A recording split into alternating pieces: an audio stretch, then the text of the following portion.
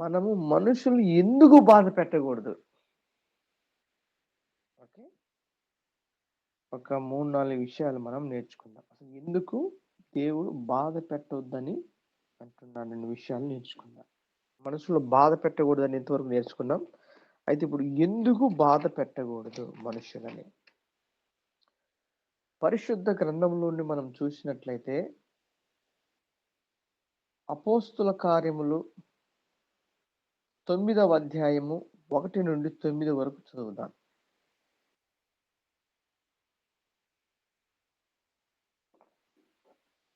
సౌలు ఇంకను ప్రభు యొక్క శిష్యులను బెదిరించుటయును హత్య చేయుటయును తనకు ప్రాణాధారమైనట్టు ప్రధాన యాజకుని యొద్దకు వెళ్ళి, ఈ మార్గమందున్న పురుషులనైనను స్త్రీలనైనను కనుగొనిన ఎడల వారిని బంధించి యెరూషలేమునకు తీసుకుని వచ్చుటకు దమస్కులోని సమాజములో వారికి పత్రికలిమ్మని అడిగాను. అతడు ప్రయాణము చేయుచు దమస్కు దగ్గరకు వచ్చినప్పుడు అకస్మాత్తుగా ఆకాశము నుండి ఒక వెలుగు అతని చుట్టూ ప్రకాశించెను. అప్పుడు అతడు నేల మీద పడి, సౌలా సౌలా, నీవేళ నన్ను హింసించుచున్నావని తనతో ఒక స్వరము పలుకుట వినెను. ప్రభువా, నీవెవడవని అతడు అడుగగా, ఆయన, నేను నీవు హింసించుచున్న యేసును, లేచి పట్టణంలోనికి వెళ్ళుము, అక్కడ నీవు ఏమి చేయవలెనో అది నీకు తెలుపబడునని చెప్పెను. అతనితో చాలు. ప్రయాణము చేసిన ఓకే. ఇక్కడ ఒక మాట జాగ్రత్తగా వినాలి.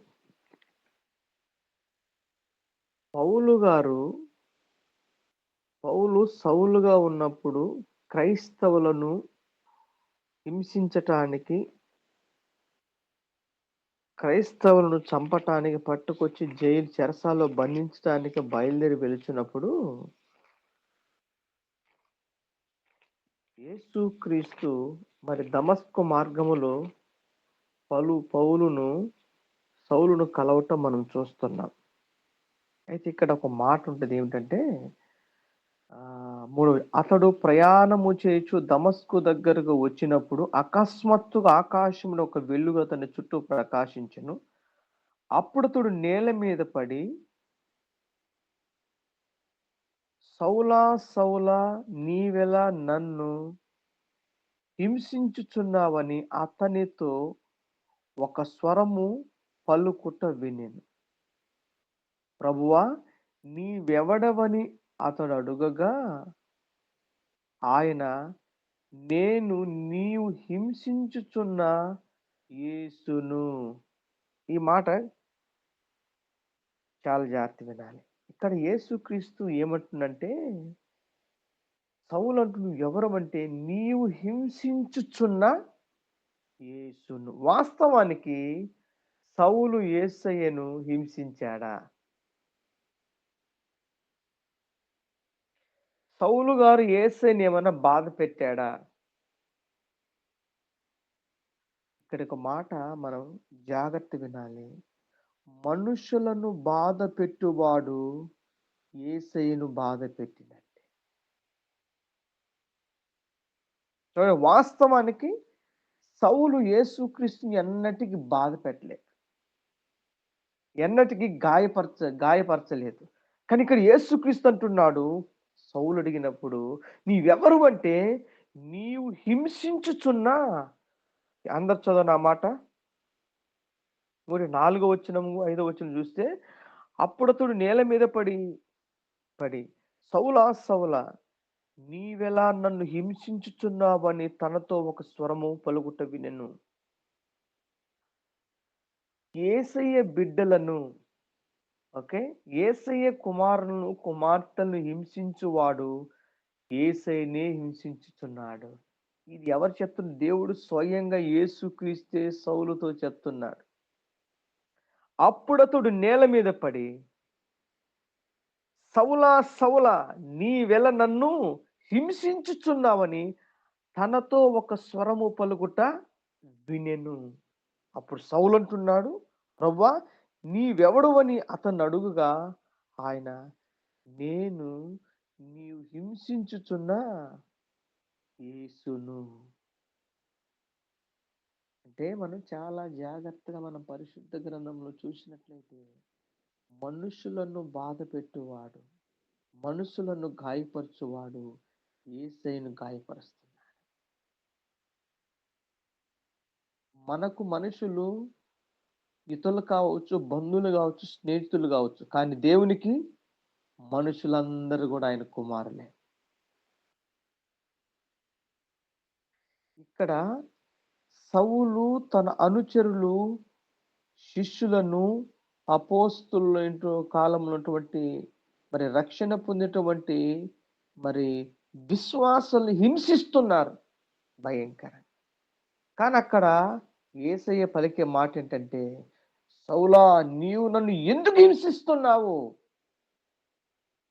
నీవు నన్ను ఎందుకు బాధ పెడుతున్నావు అని యేసుక్రీస్తు స్పష్టంగా తెలియజేస్తాడు.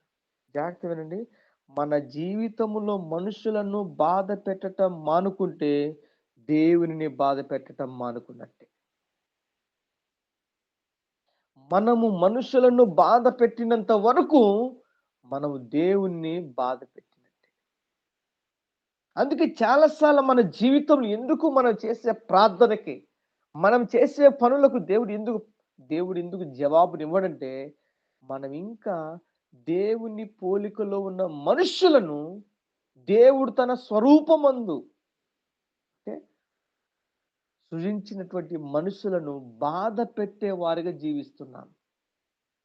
బాధ పెట్టేవారిగా జీవిస్తున్నాం.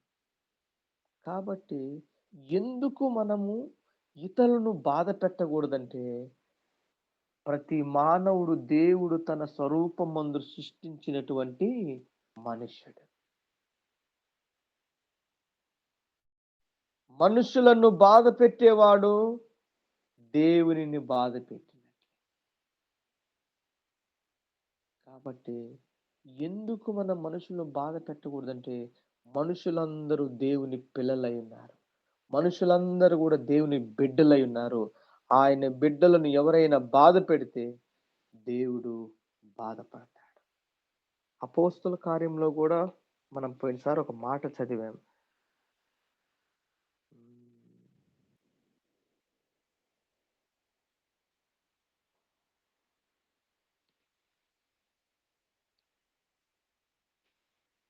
ఫరో ఎలా బాధ పెట్టాడంట?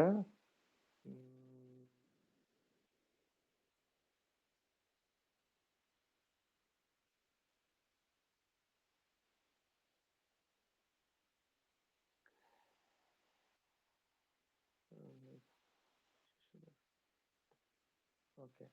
అపోస్తుల కార్యములు 7వ అధ్యాయము. అపోస్తుల కార్యములు 7వ అధ్యాయము.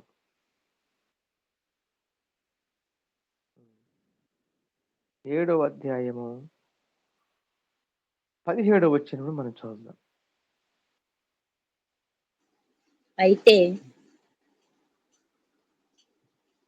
దేవుడు అబ్రహామునకు అనుగ్రహించిన వాగ్దాన కాలము సమీపించిన కొలది ప్రజలు ఐగుప్తులో విస్తారంగా వృద్ధి పొందిరి. తుదకు యోసేపును ఎరుగని వేరొక రాజు ఐగుప్తును ఏలనారంభించెను. చదవమ్మా. ఇతడు మన వంశస్థుల ఎడల కపటంగా ప్రవర్తించి తమ శిశువులు బ్రతకకుండా వారిని బయట పారవేయవలనని మన పితరులను బాధ పెట్టెను. ఇక్కడ చూస్తే ఇక్కడ ఒక రాజు అంట, యోసేపును ఎరుగని వేరొక రాజు ఐగుప్తును ఏలన ఆరంభించెను. ఇతడు మన వంశస్థుల ఎడల కపటముగా ప్రవర్తించి తమ శిశువులు బ్రతకకుండా వారిని బయట పారవేయవలని మన పితరులను బాధ పెట్టెను. బాధ పెట్టిన వారిని ఇప్పుడే గుర్తుపెట్టుకోండి, దేవుడు ఆ వ్యక్తి మీద దృష్టి ఉంచుతాడు. మన మాటల ద్వారా కావచ్చు, చూపుల ద్వారా కావచ్చు, ప్రవర్తన ద్వారా కావచ్చు, జీవితంలో ఎవరిని మనం బాధ పెట్టకూడదు. ఎందుకంటే మనుషులను బాధ పెట్టినప్పుడు మనం దేవుణ్ణి బాధ పెడుతున్నట్టని గుర్తుపెట్టుకోవాలి. ఓకే, అక్కడ చూస్తే మన పితరులను బాధ పెట్టెను. ఆ సమయంలో దేవుడంట మోషేను పుట్టించాడు. ఎందుకు తెలుసా? ఆ రాజు దేవుని బిడ్డలను బాధ పెడుతున్నప్పుడు ఆ రాజు చేతిలో నుండి విడిపించటానికి చూడు వెంటనే ఆ కాలమందు మోషే పుట్టెను. పుట్టెను. మనుషులు ఎవరైతే మనుషులను బాధ పెడుతూ, మనుషులను హింసిస్తూ, మనుషుల చేత కఠినమైన పనులు చేస్తున్న సమయంలో దేవుడు ఆ బాధను చూశాడంట. ఆ బాధ నుండి విడిపించటానికి, ఆ బాధ నుండి రక్షించటానికంట దేవుడు ఒక వ్యక్తిని పుట్టించాడంట. నీకు తెలుసా? ప్రజలు ఆ బాధల నుండి విడిపించటానికి. దేవునికి స్తోత్రం కలుగును గాక. తర్వాత మనం చూసినట్లయితే జకర్యా గ్రంథంలో ఒక చక్కటి మాట ఉంటుంది. చదవండి పరిశుద్ధ గ్రంథంలో నుండి జకర్యా గ్రంథము 2వ అధ్యాయం 8వ వచనం. సైన్యములకు అధిపతియగు యెహోవా సెలవిచ్చినదేమనగా, మిమ్మును ముట్టినవాడు తన కనుగుడ్డును ముట్టినవాడని ఎంచి చాలు. ఇక్కడ ఒక మాట ఉంది. దేవుడు ఏమంటే మిమ్మును ముట్టువాడు నా కనుగుడ్డును. ఈ మాట దేవుడు అంటున్న మాట. ఏమంటున్నాడు? మిమ్మును ముట్టువాడు. మనం ఎవరినైనా ముట్టినట్లయితే ఆ వ్యక్తి దేవుని కనుగుడ్డును ముట్టినట్టు. దేవుని కనుగుడ్డును మనం ఒకవేళ పొడిస్తే ముట్టితే దేవుడు ఊరుకుంటాడా?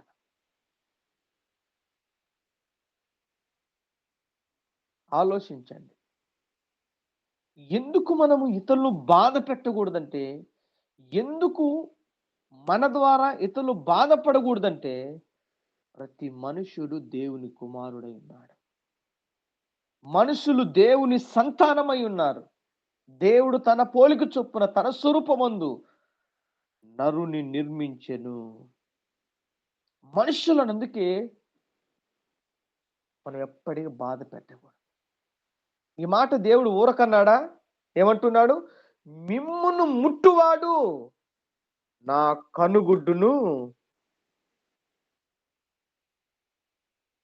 మనం పొరుగు వారిని బాధ పెట్టడానికి ప్రయత్నించినప్పుడు గుర్తుపెట్టుకో, మనము దేవుని కన్నును పొడుస్తున్నట్టు లెక్క, దేవుని గుడ్డును తాకుతున్నట్టు లెక్క.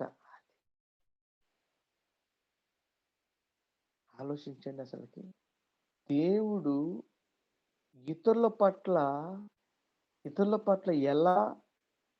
ఎలాంటి ఆలోచన కలిగి ఉన్నాడంటే, దేవుడంట మనుషులను తన కనుపాపను కాపాడినట్లు చూసుకుంటున్నాడు.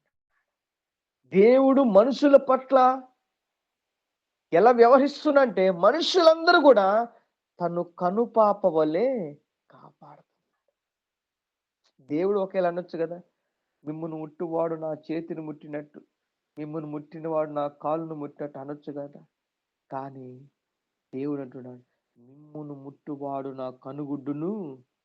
అంటే ఒక వ్యక్తిని దేవుడు ఎలా కాపాడతాడంటే, కనుగుడ్డును కాపాడినట్లు దేవుడు ప్రతి మనిషిని కాపాడతాడు. మరలా చదవనమాట, అండర్లైన్ చేసుకున్నమాట. సైన్యములకు అధిపతియగు యెహోవా సెలవిచ్చినదేమనగా, మిమ్మును ముట్టినవాడు తన కనుగుడ్డును ముట్టినవాడని ఎంచి. చాలు. మిమ్మును ముట్టువాడు. కాబట్టి ఎన్నటికీ మనము ఇతరులను బాధ పెట్టకూడదు.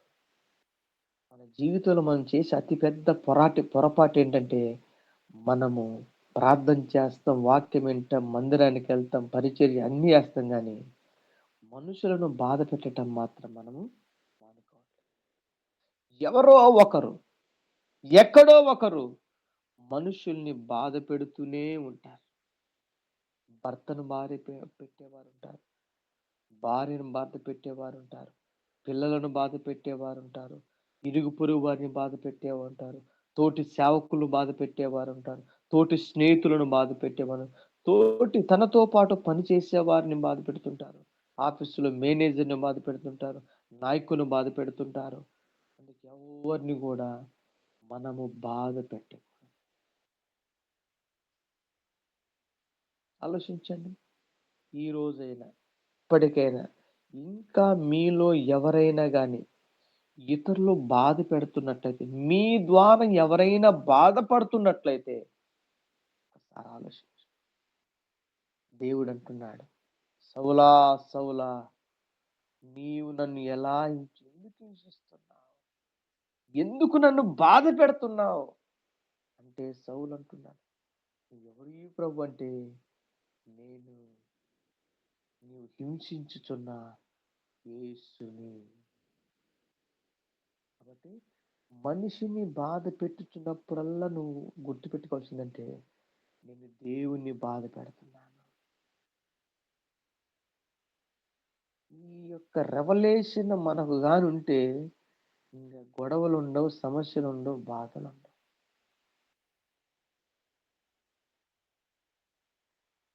యుద్ధాలు ఎందుకు వస్తున్నాయి, గొడవలు ఎందుకు వస్తున్నాయి? మనుషులతో లేనిపోని మాటలు పలుకుతూ నేను గొప్ప, నువ్వు గొప్ప, నేను గొప్ప అని ఒకళ్ళనొకళ్ళు గొప్పలపోయి ఒకళ్ళొకళ్ళు హెచ్చించుకొని ఇతరుల పట్ల పగపట్టడం, ద్వేషపట్టడం. బైబిల్లో కూడా ఒక మాట ఉంది కదా, మనం ఎవరి మీద కూడా పగపట్టకూడదు. ఒక వ్యక్తిని ఎవరైనా బాధ పెట్టాలంటే ముందు పగపడతారు. పరిశుద్ధ గ్రంథంలో చూస్తే లేవీకాండం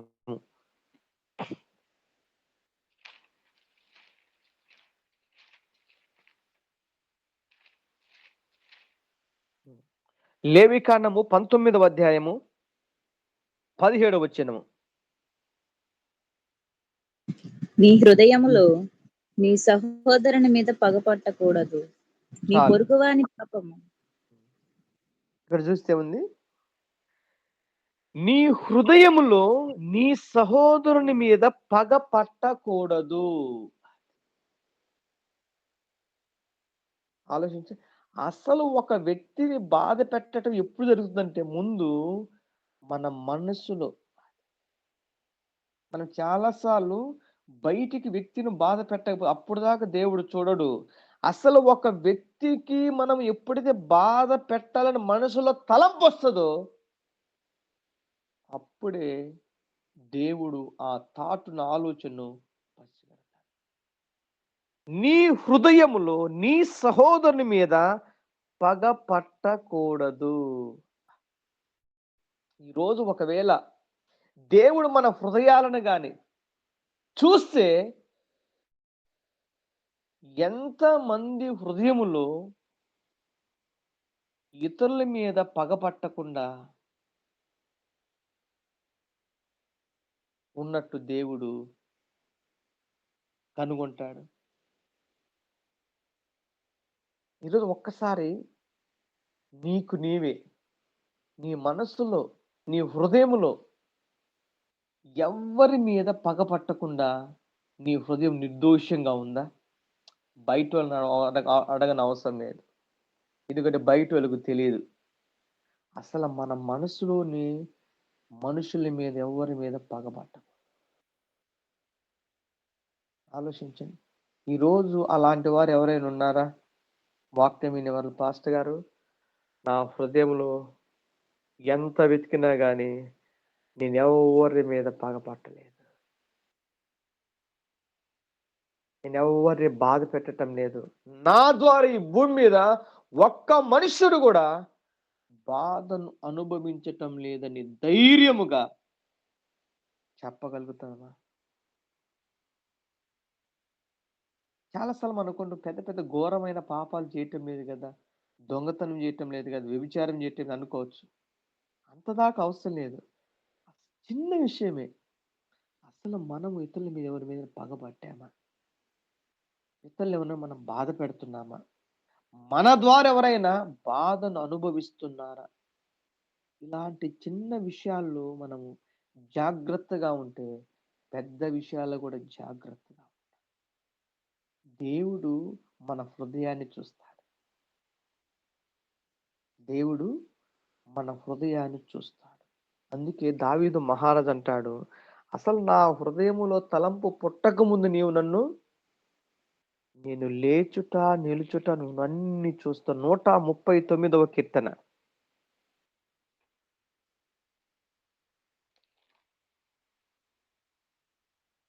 యెహోవా, నీవు నన్ను పరిశోధించి తెలుసుకొని ఉన్నావు.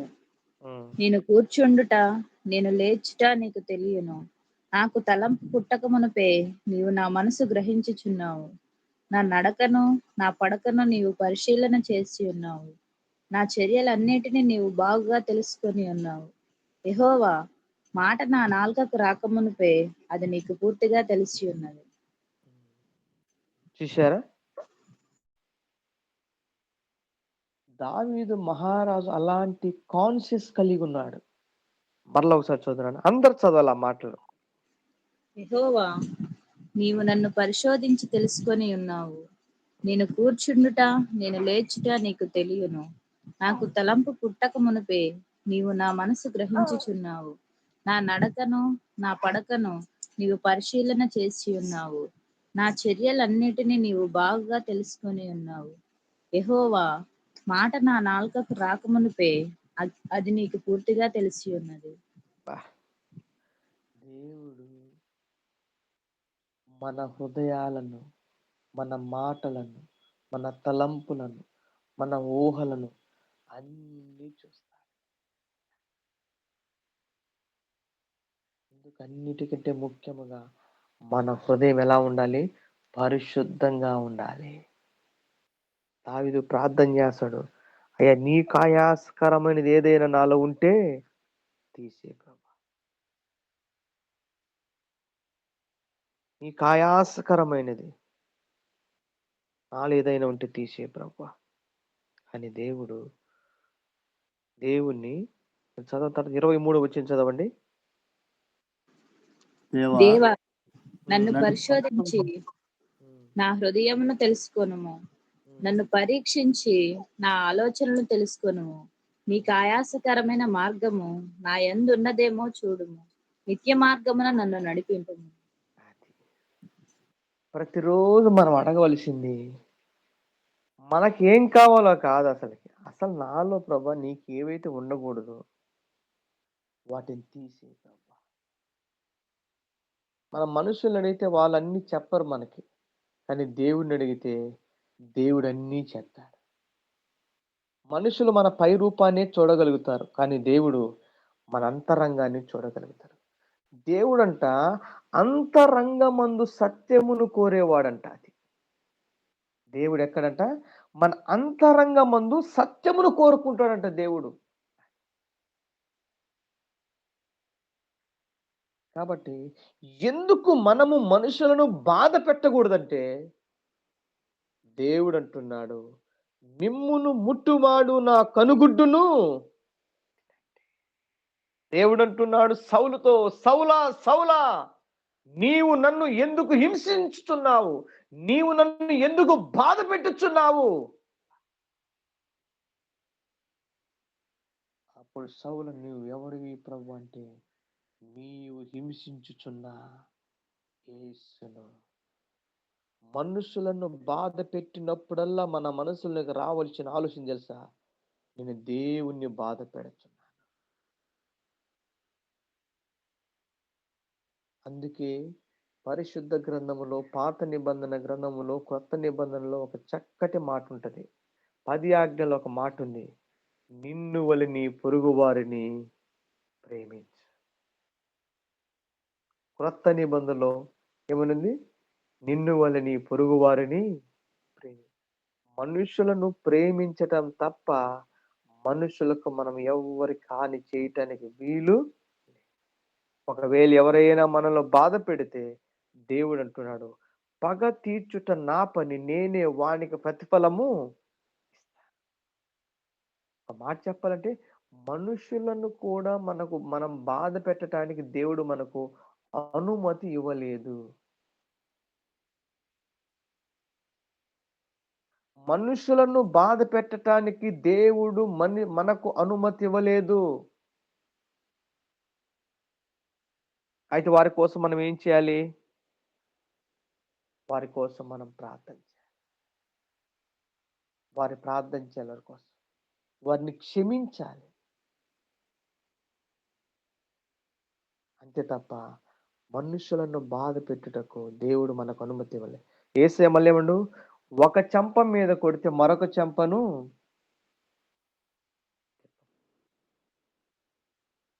యేసుక్రీస్తు చెప్పిన మాట అది.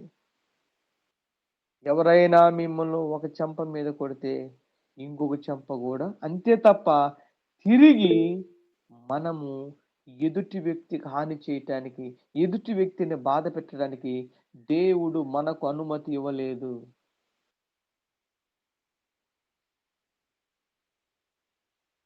ఓకే. కాబట్టి ఎందుకు మనము దేవుణ్ణి బాధ పెట్టకూడదంటే, దేవుణ్ణి బాధ పెట్టే మనుషులను బాధ పెట్టేవాడు దేవుణ్ణి బాధ పెట్టు. మనుషులు హింసించిన వాడు దేవుని హింసించినట్టే. ఎందుకు బాధ పెట్టకూడదంటే, మనుషులను బాధ పెట్టేవాడు దేవుని కనుగుడును ముట్టినవాడు. తర్వాత పరిశుద్ధ గ్రంథములోని అపోస్తుల కార్యములు 4వ అధ్యాయము 35 నుండి 39 వరకు చూద్దాం. ఇక్కడ కూడా కొంతమంది బాధ పెట్టటానికి వచ్చారు. అప్పుడు వారికి ఒక దైవజనుడు ఇస్తున్న సలహాను మనం చూద్దాం. అపోస్తుల కార్యములు 4వ అధ్యాయం 35వ వచనం నుండి 39వ వచనం వరకు.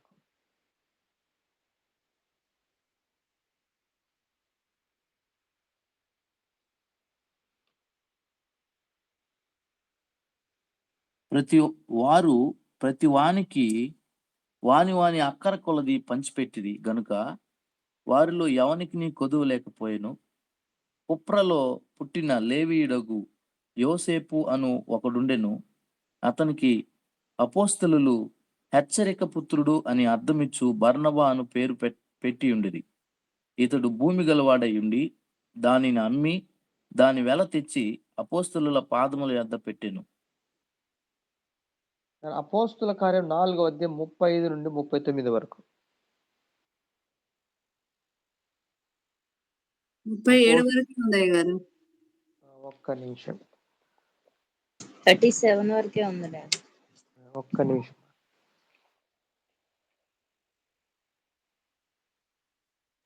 ఓకే, సారీ, 5వ అధ్యాయము 34 నుండి 35 నుండి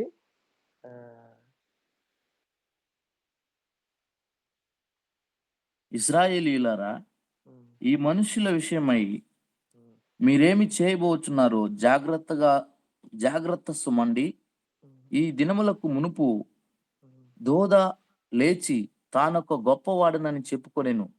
ఇంచుమించు 400 మంది మనుషులు వానితో కలుసుకొనిరి. వాడు చంపబడెను. వానికి లోబడిన వారందరూ చెదరి వ్యర్థులైరి. వానికి తరువాత జనసంఖ్య దినములలో గలిలయుడైన యోధా అను ఒకడు వచ్చి ప్రజలను తనతో కూడా తిరుగుబాటు చేయ ప్రేరేపించెను. వాడు కూడా నశించెను. వానికి లోబడిన వారందరూ చెదరిపోయిరి.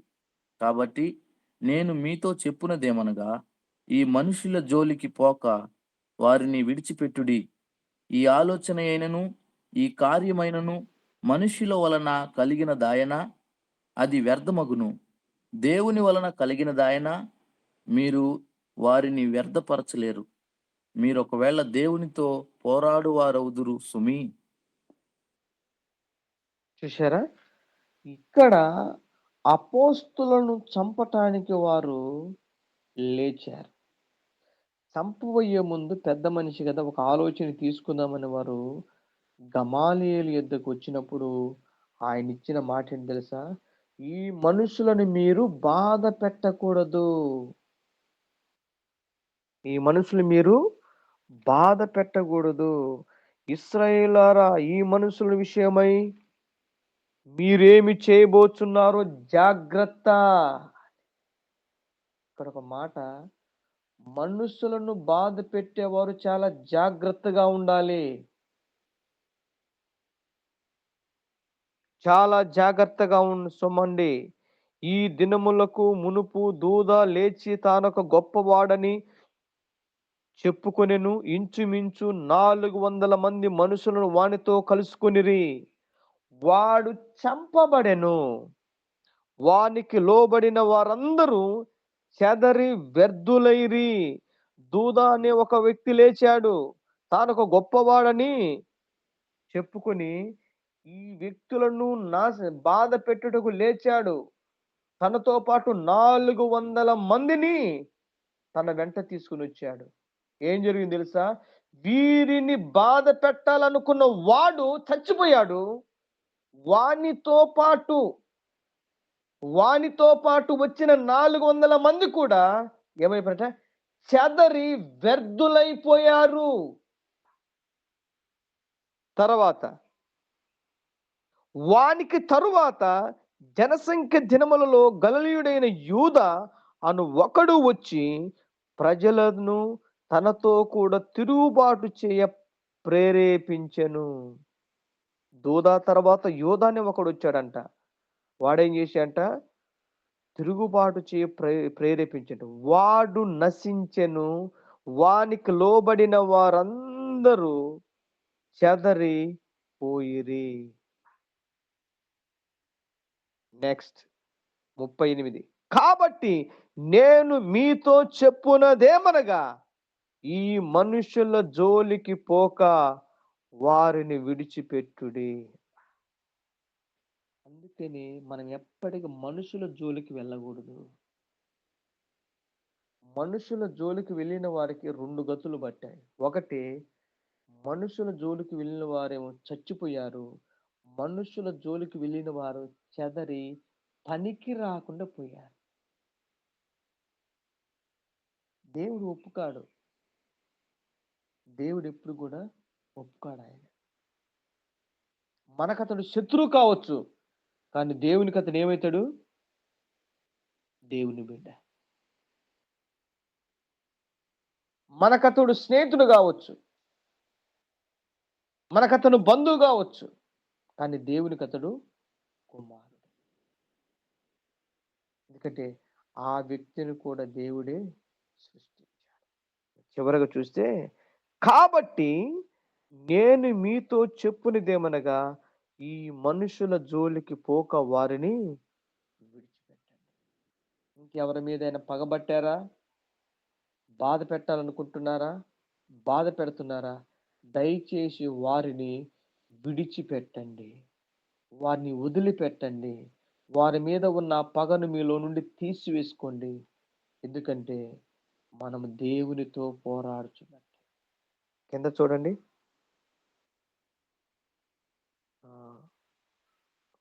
కాబట్టి నేను మీతో చెప్పునిదేమనగా, ఈ మనుషుల జోలికి పోక వారిని విడిచిపెట్టుడి.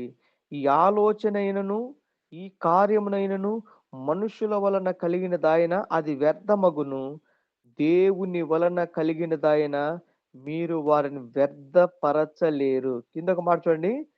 మీరొకవేళ దేవునితో పోరాడుదురు సుమీ. మనుషులతో పోరాడేవాడు దేవునితో పోరాడినట్టే. దేవునితో మనం గొడవ పెట్టుకుంటే దేవుణ్ణి మనం గెలవగలమా? దేవునితో పెట్టుకుంటే దేవుని మనం ఓడించగలమా అన్నప్పుడంట వారు వారిని విడిచి వెళ్ళిపోయారంట.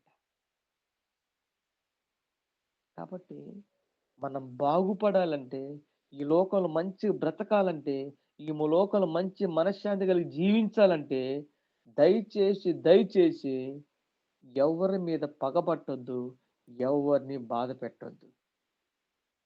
ఎందుకంటే మనము ఇతరులను బాధ పెడితే దేవుణ్ణి బాధ పెట్టినట్టే. ఇతరులను ఇబ్బంది పెడితే దేవుణ్ణి ఇబ్బంది పెట్టినట్టే.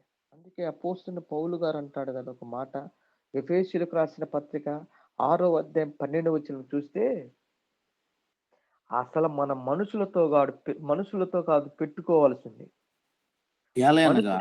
ఏలయనగా మనం పోరాడున్నది శరీరులతో కాదు, కానీ ప్రధానులతోనూ అధికారులతోనూ ప్రస్తుత అంధకార సంబంధులకు లోకనాథులతోనూ ఆకాశ మండలమందున్న దురాత్మల సమూహముతోనూ పోరాడుచున్నాము. చాలు గమనించండి. ఫస్ట్ ఒక మాట ఉంది, ఏలయనగా మనము పోరాడునది మనుషులతో చదవండి ఆ మాట. ఏలయనగా మనము పోరాడునది శరీరులతో కాదు, కానీ ప్రధానులతోనూ అధికారులతోనూ ప్రస్తుత అంధకార సంబంధులకు లోకనాథులతోనూ ఆకాశ మండలమందున్న దురాత్మల సమూహములతోనూ పోరాడుచున్నాము. అంటే శరీరులనగా మనుషులు. దయ్యాలకు శరీరం ఉండదు. మనము పోరాడవలసినది శరీరమును కలిగినటువంటి మనుషులతో కాదు. మనము పోరాడవలసినది శరీరము కాని ఆత్మలతో, అనగా దురాత్మల సమూహముతో మనము పోరాడాలి. ఇవన్నీ కూడా మనం అర్థం చేసుకుంటే, గుర్తుపెట్టుకోండి, ఏ మనిషితో మనము గొడవ పెట్టుకోం. అందుకే యేసుక్రీస్తు జీవించిన కాలంలో మనుషులతో ఆయన ఎవరిని కూడా బాధ పెట్టలేదు. అందుకని యేసుక్రీస్తును కొట్టినప్పటికీ, రాళ్లతో కొట్టినప్పటికీ, ముఖము మీద గుద్దినప్పటికీ, ముఖం మీద ఉమ్ము ఊసినప్పటికీ ఆయన ఏమనేసి, తండ్రి వీరు ఏమి చేయుచున్నారు. వీరెరుగరు కనుక వీరిని క్షమించు. యేసుక్రీస్తే మనుషుల మీద పగబట్టలేదు. యేసుక్రీస్తు ఎవరిని కూడా ఆయన శరీరధారికి లోకానికి వచ్చినప్పుడు ఎవరిని బాధ పెట్టలేదు. ఆయన మనుషుల వల్ల బాధను అనుభవించాడు కానీ ఆయన ఎవరిని బాధ ఎవరైనా బాధ పెట్టాడు భూలోకంలో ఉన్నప్పుడు? ఎవరిని బాధ పెట్టలేదు. కొట్టేవారిని బాధ పెట్టలే, తిట్టేవారిని బాధ పెట్టలే, ఎవరిని బాధ పెట్టలే. అందుకే యేసుక్రీస్తు ఒక బెస్ట్ మాదిరి మనకు ఈ లోకంలో. ఆయన ఎలా జీవించాడో మనం అలా జీవించాలి. ఆయన ఎలా ప్రజలకు మేలు చేశాడో మనము కూడా, యేసుక్రీస్తు జీవించిన కాలమంతా కూడా ఆయన ప్రజలకు మేలు చేయొచ్చు. చూడండి ఒకసారి, యేసుక్రీస్తు ఎవరికి కీడు చేయలేదు. పరిశుద్ధ గ్రంథములో నుండి అపోస్తుల కార్యములు చూసినట్లయితే చక్కటి మాట ఉంది అక్కడ. అపోస్తుల కార్యములు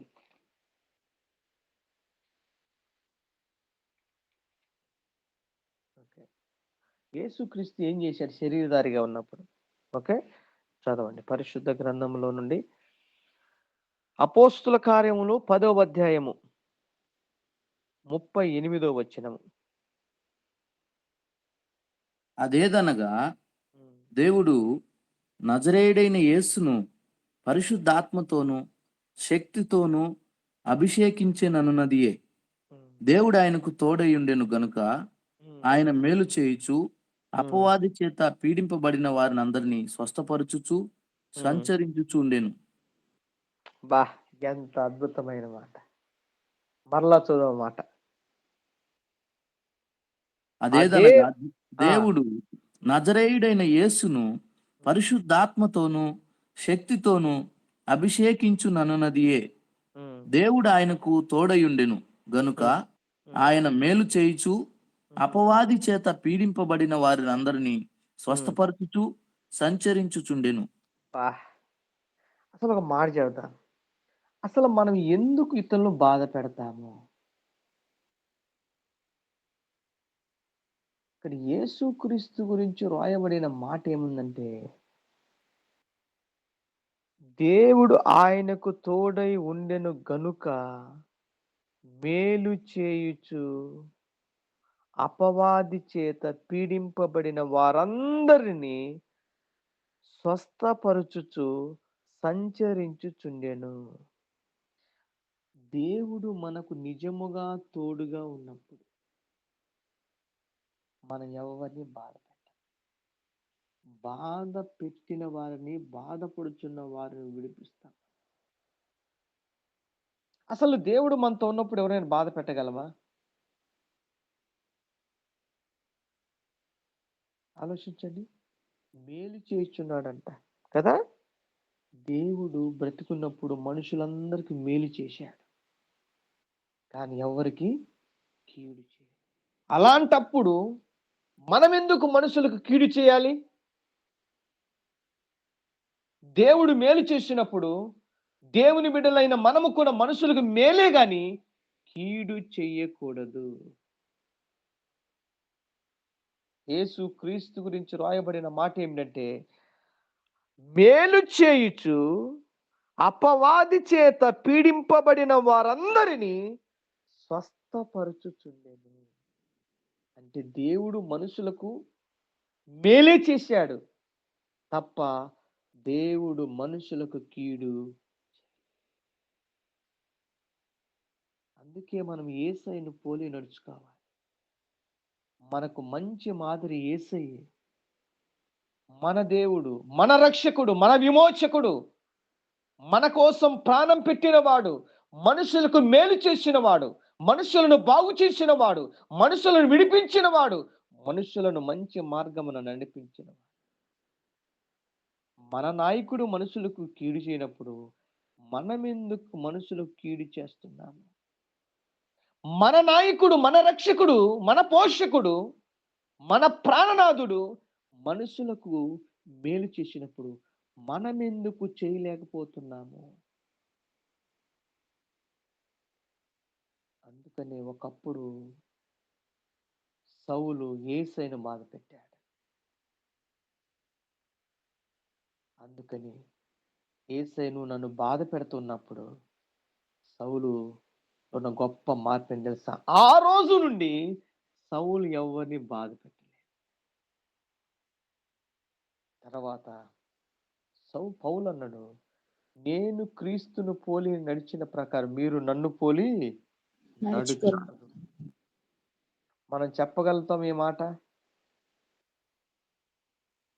పౌలు అంటాడు, నేను తెలియక పాపము చేసి తిని కాబట్టి క్షమించబడ్డాను. ఏ పాపం చేశాడు ఆయన? దొంగతనం చేశాడా? వ్యభిచారం చేశాడా? లేదు. మనుషులను బాధ పెట్టడం మానుకున్నాడు. ఆయన చేసిన పని ఏంటంటే, యూదా మతం కోసం, ఇది ఒక క్రొత్త మతం అని, క్రైస్తవ మతం కొత్తదని, ఈ క్రైస్తవ మతాన్ని, క్రైస్తవ మార్గాన్ని నాశనం చేయాలని తాను ప్రయత్నం చేశాడు. కానీ తాను చేస్తున్నది తప్పని, తాను చేస్తున్నది పాపమని తెలుసుకొని ఇక క్రైస్తవులను చంపాలనుకున్న వ్యక్తి క్రీస్తు కోసం ఆయన హతసాక్షిగా మారిపోయాడు. ఈరోజు ఈ మాటలు వింటున్న మీరు కూడా గుర్తుపెట్టుకోవాలి. గుర్తుపెట్టుకొని మనకు పెద్ద పెద్ద మర్మాలు అవసరం లేదు. చిన్న విషయాలే. ఎవరిని బాధ పెట్టకపోతే చాలు. నువ్వు బాధ పెడుచున్నప్పుడల్లా, నువ్వు మనుషులను బాధ పెడుచున్నప్పుడల్లా, అయ్యో నేను దేవుణ్ణి బాధ పెడుతున్నానే, దేవుణ్ణి బాధ పెడుతున్నానే అని మనము కానీ ఒక ఆలోచన కలిగి ఉన్నట్లయితే జీవితంలో ఎప్పుడు ఎన్నటికి ఎవరిని మనము బాధ పెట్టం. దేవునికి స్తోత్రం కలుగును గాక. ఓకే, కాబట్టి మనము పోరాడవలసినది శరీరులతో కాదు. గుర్తుపెట్టుకున్నమాట. ఎవరు? మనుషులతో కాదు. మరి ఎవరితో అంట? దురాత్మలతో మనం పోరాడాలి. మనుషులు మనకు శత్రువులు కాదు. మన శత్రు ఎవరు? అందుకే బైబిల్ సెలవు, పేతురు పత్రిక. అసలు మన విరోధి ఎవడంట? మన శత్రు ఎవరంట? పరిశుద్ధ గ్రంథంలో నుండి పేతురు పత్రిక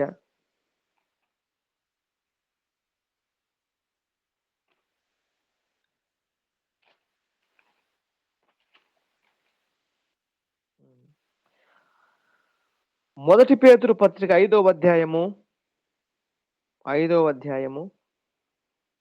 8వ వచనం. నిబ్బరమైన బుద్ధి గలవారై మెలకువగా మెలకువగా ఉండుడి. ఉండుడి. మీ విరోధి అయిన అపవాది గర్జించు సింహము వలె ఎవరిని మృంగుదునా అని వెదుకుచూ తిరుగుచున్నాడు. అది చూసారా? అసలు మన విరోధి మానవుడు కాదు, మన విరోధి శరీరుడు కాదు, మన విరోధి ఎవరట? అపవాది, సాతాను.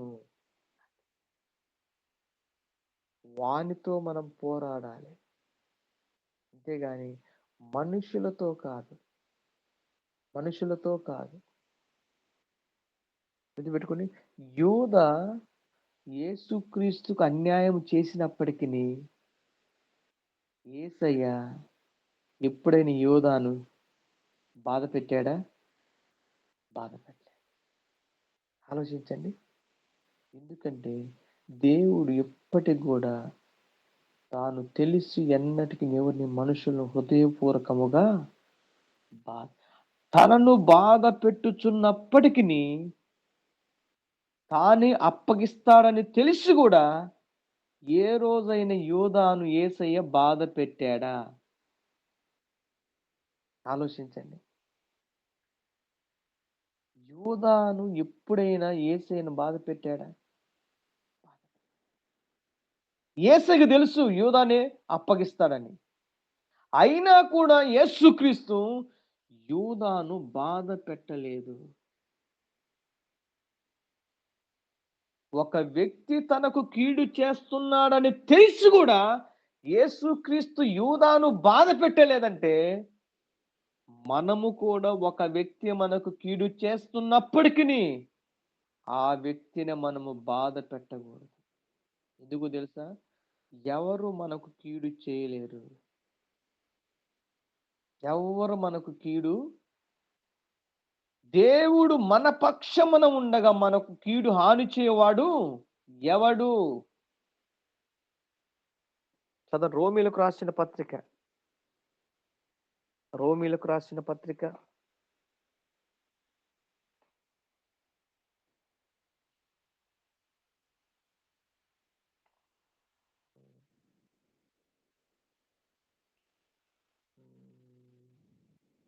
8వ అధ్యాయం 38, 39. మరణమైనను జీవమైనను దేవదూతలైనను ప్రధానులైనను ఉన్నవి అయినను రాబోవు అయినను అధికారులనైనను ఎత్తైనను లోతైనను సృష్టింపబడిన మరి ఏదైనను మన ప్రభువైన క్రీస్తు యేసునందలి దేవుని ప్రేమ నుండి మనల్ని ఎడబాప నేరవని రూఢిగా నమ్ముచున్నాను. ఆమేన్. అసలు ఈ లోకములో మనల్ని ఎవరు బాధ పెట్టరు, దేవుడు అనుమతిస్తే తప్ప. తర్వాత 31వ వచనం.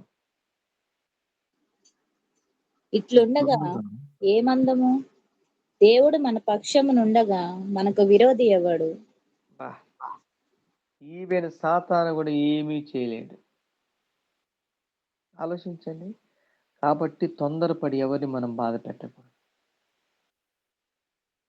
తొందరపడి ఎవరిని మనము ఇబ్బంది పెట్టకూడదు. ఈరోజు మనము తెలిసి తెలిసి చేసే పాపం ఏంటంటే, ఇంకా మనము మనము మన మనసును బాధ పెట్టేవారిగా ఉన్నాం. ఎందుకంటే హృదయం కఠినమైపోయింది, హృదయాలు కఠినం చేసుకున్నారు. ఇతరుల పట్ల జాలి, దయ, కనికరం లేదు. ఇతరుల పట్ల చాలా చెడుగా ప్రవర్తిస్తున్నాం, కఠినముగా ప్రవర్తిస్తున్నాం.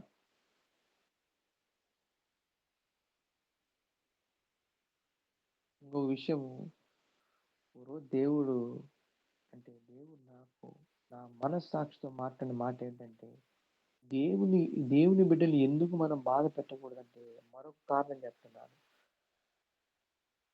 దేవుడు ఇది నాకు చాలా కాలం తర్వాత ఇది నాకు ఈ విషయాన్ని బయలుపరిచాడు.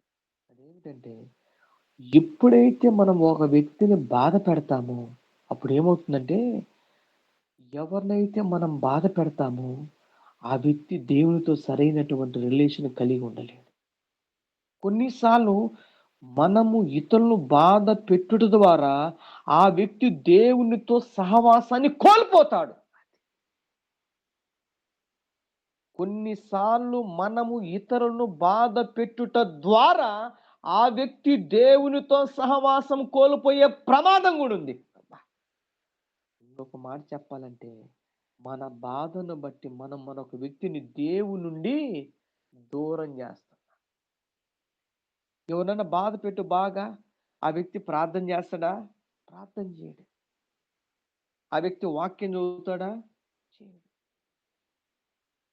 ఉదాహరణకి ఒక భర్త బాగా తాగొచ్చి భార్యను కొట్టాడు ఆదివారం ఉదయాన్నే,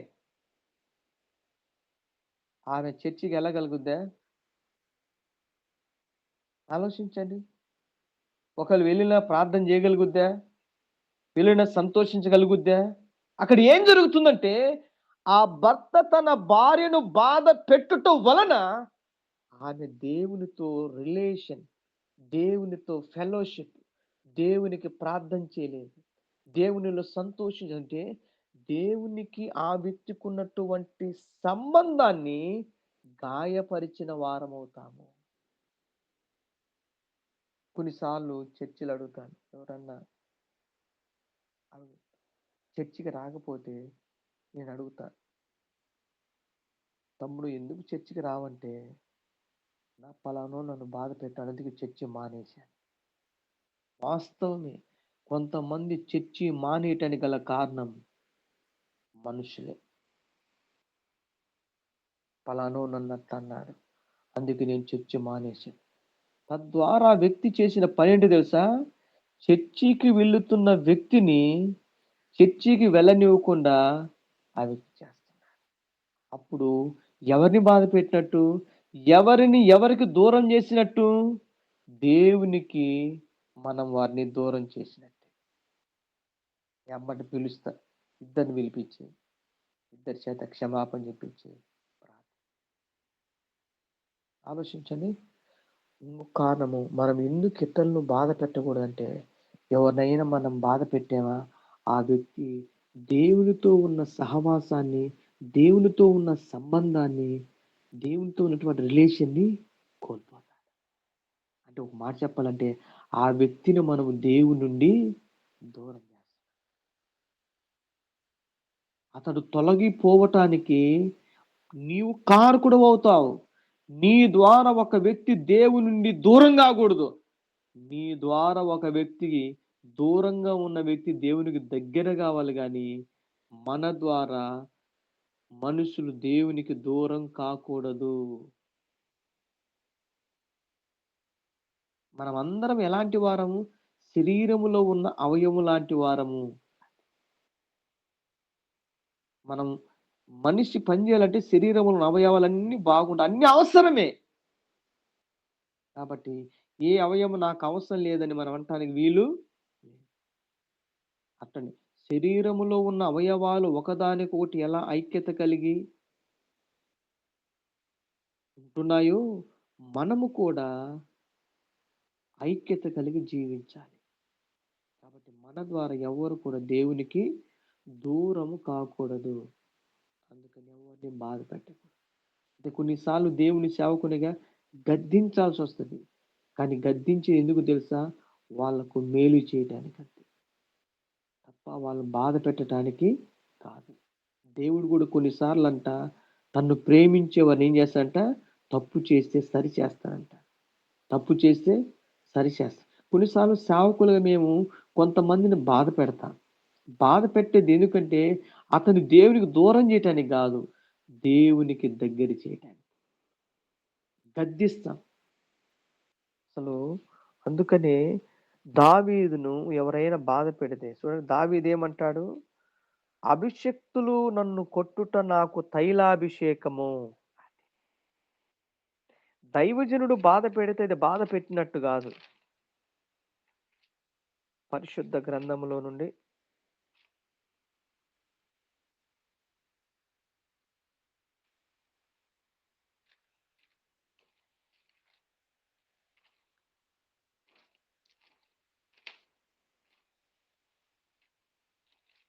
ఓకే 141వ కీర్తన 141వ కీర్తన 5వ వచనం. నీతిమంతులు నన్ను కొట్టుట నాకు ఉపకారము, వారు నన్ను గద్దించుట నాకు తైలాభిషేకము. నేను అట్టి అభిషేకమును త్రోసివేయకుందునుగాక. వారి దుష్టక్రియలను చూచియు నేను తప్పక ప్రార్థన చేయుచున్నాను. అంటే దేవుని బిడ్డలు కొన్నిసార్లు దేవుని సేవకులు కొన్నిసార్లు విశ్వాసులైన వారిని అరవచ్చు, తర్వాత కొన్నిసార్లు గద్దించవచ్చు, అవసరమైతే కొన్నిసార్లు కొట్టొచ్చు. అయితే అది ఎలా చేయాలి తెలుసా? మంచి మనసుతో చేయాలి, మంచి ఉద్దేశంతో చేయాలి. అలా చేసినప్పుడు అతనికి మేలు, అతని ద్వారా ఎవరైతే శిక్షించబడ్డారో వారికి మేలు. అలా కాకుండా చెడు హృదయముతో, స్వార్థముతో గాని ఆ పని చేస్తే ఆ సేవకునికి అది శాపంగా మారిపోద్ది. శాపంగా మారిపోద్ది. గుర్తుపెట్టుకోండి, కొన్నిసార్లు విశ్వాసులైన వారిని దేవుడు కొన్నిసార్లు దేవుని సేవకుని ద్వారా కొన్నిసార్లు గద్దిస్తాడు, సరిచేస్తాడు. అది బాధ పెట్టినట్టు కాదు, ఆ వ్యక్తిని ఆ వ్యక్తిని బాగు చేసినట్టు. చూడండి, గొర్రెలు కాసేవాడు కొన్నిసార్లు గొర్రె గాని తోటలుగా పడితే కర్ర తీసుకొని ఏం చేస్తాడు చెప్పాలి? గొర్రెల కాపరి దగ్గర 2 ఆయుధాలు ఉంటాయి మెయిన్. ఒకటి కర్ర ఒకటి ఉంటది, ఒకటి గొడ్డలు ఒకటి ఉంటది. కర్ర ఎందుకు, గొడ్డలు ఎందుకు? అవును కదా? గొర్రెల కాపరి దగ్గర కర్ర ఒకటి ఉంటది, ఒక చిన్న గొడ్డలు కూడా ఉంటది. కర్ర ఎందుకు, గొడ్డలు ఎందుకు? కర్ర గొర్రెలను కంట్రోల్ చేయడానికి, గొడ్డలి అవసరమైన కొమ్మలు, ఎక్కడైనా ఆహారము గొర్రెలకు ఇవ్వడానికి. అయితే గొర్రెలను కంట్రోల్ చేయడానికి గొర్రెల కాపరి దేన్ని వాడతాడు?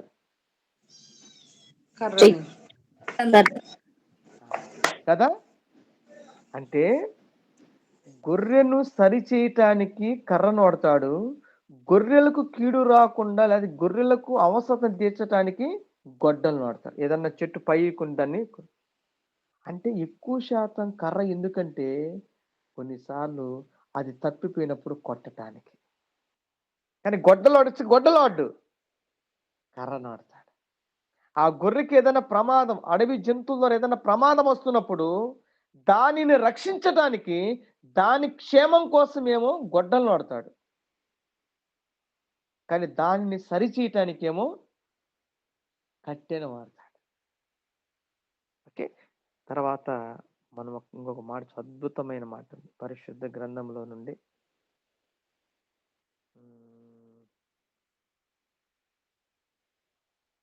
పరిశుద్ధ గ్రంథములో నుండి 105వ కీర్తన.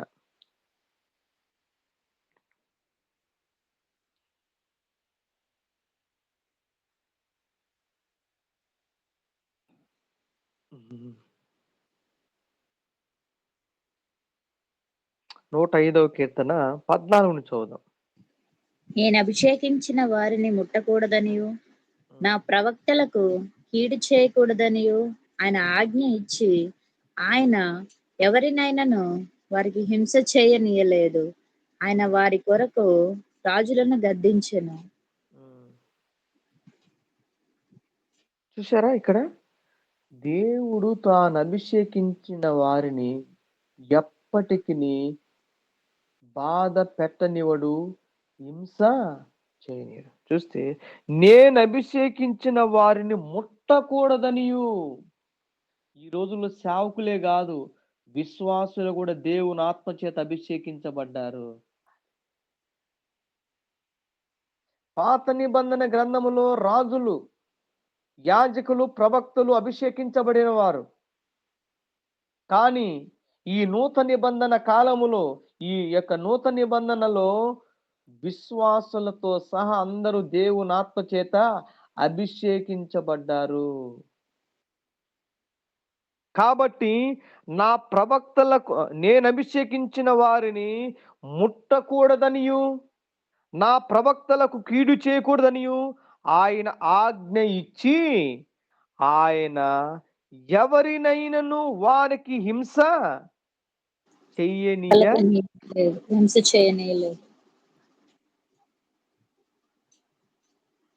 రాజులను గద్దించెను.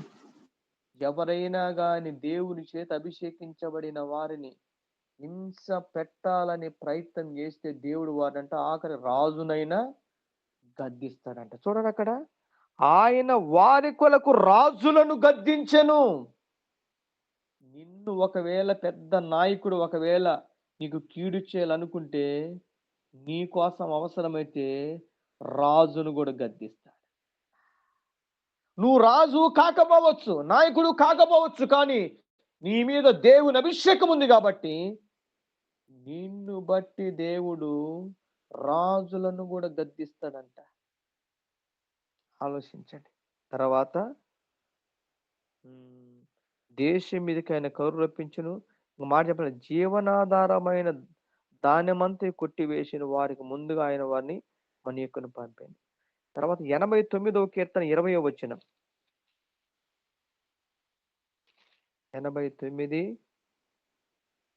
20వ వచనం చదువుదాం. నా సేవకుడైన దావీదును నేను ఉమ్, కనుగొని ఉన్నాను.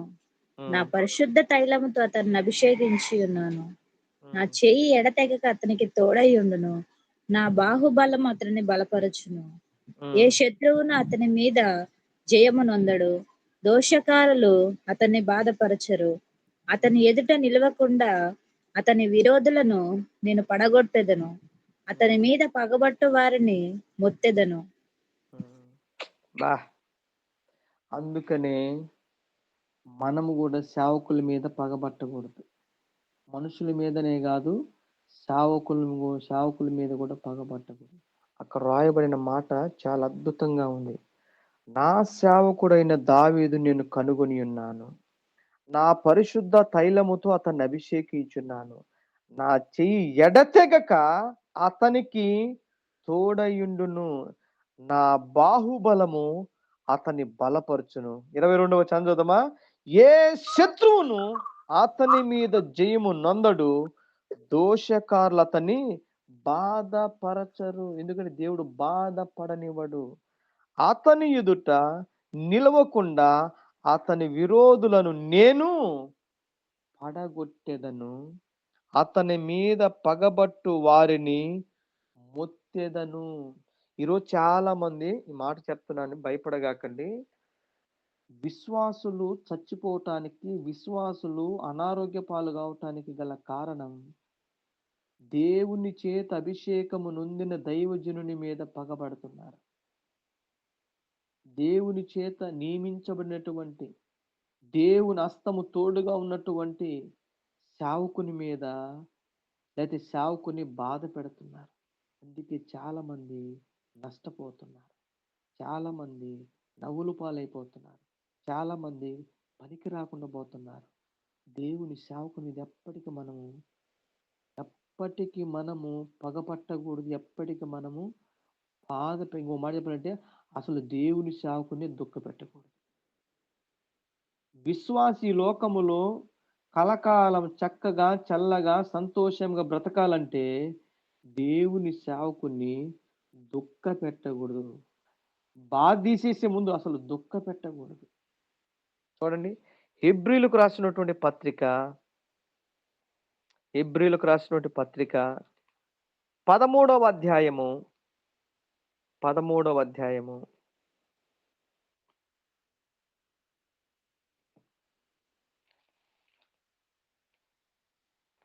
13వ అధ్యాయము ఓకే 17వ వచనం.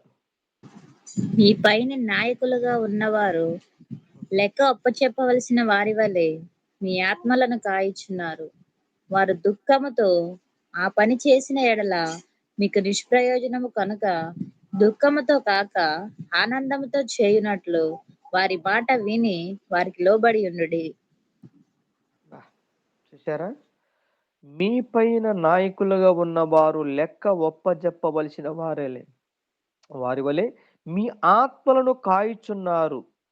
వారు దుఃఖముతో ఆ పని చేసిన యెడల మీకు నిష్ప్రయోజనము గనుక దుఃఖముతో కాక ఆనందముతో చేయునట్లు వారి మాట విని వారికి. ఈరోజు ఎంతమంది విశ్వాసులు నిజంగా సేవకుని ప్రేమిస్తున్నారు? ఎంతమంది విశ్వాసులు దేవుని సేవకుని దుఃఖ పెట్టకుండా జీవిస్తున్నారు? దేవుని సేవకుని మీద ఎప్పుడు కూడా మనము బాధ పెట్టకూడదు, అసలు దుఃఖ పెట్టకూడదు. ఎందుకంటే అతడు ప్రార్థన చేస్తేనే మనకు ఆశీర్వాదం. అతడు ప్రార్థన చేస్తేనే మనకు దీవెన. ఏబు స్నేహితులు ఏబును బాధ పెట్టారు. ఎవరిని బాధ పెట్టారు? ఏబును బాధ పెట్టారు.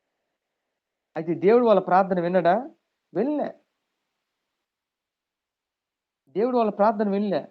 దేవుడు ఏమన్నాడు? దేవుని దగ్గరికి వెళ్తే నేను కాదు, అసలు మీరు సరిగా మాట్లాడలేదు, కాబట్టి మీరు వెళ్ళి నా సేవకుడైన యోబు దగ్గరికి వెళ్ళి. ఈ మాట జీవితంలో ఎప్పుడు మర్చిపోవద్దు. దేవుని సేవకుని బాధ పెట్టి నువ్వు ఎంత ప్రార్థన చేయి, నీ ప్రార్థన దేవుడు చచ్చినా వినడు. రాసి పెట్టుకో. అది ఒక భ్రమ అంతే. ఒక విశ్వాసి దేవుని సేవకుని బాధ పెట్టి ప్రార్థన చేయొచ్చు, కానీ ఆ ప్రార్థన దేవుడు వినడు వినడు వినడు వినడు. దేవుని సేవకుని బాధ పెట్టేవారి ప్రార్థన ఎన్నటికి దేవుడు వినేవాడు కాదు. ఆయన వినడు. దేవుని సేవకుని బాధ పెట్టి చేసే ప్రార్థనలన్నీ వ్యర్థము వ్యర్థము వ్యర్థము వ్యర్థము. చూద్దామా మాట? ఏబు గ్రంథము 42వ అధ్యాయము. ఏబు గ్రంథము 42వ అధ్యాయంలో చూసినట్లయితే దేవుని సేవకుని బాధ పెట్టే ప్రార్థనలన్నీ దేవునికి హేయములే.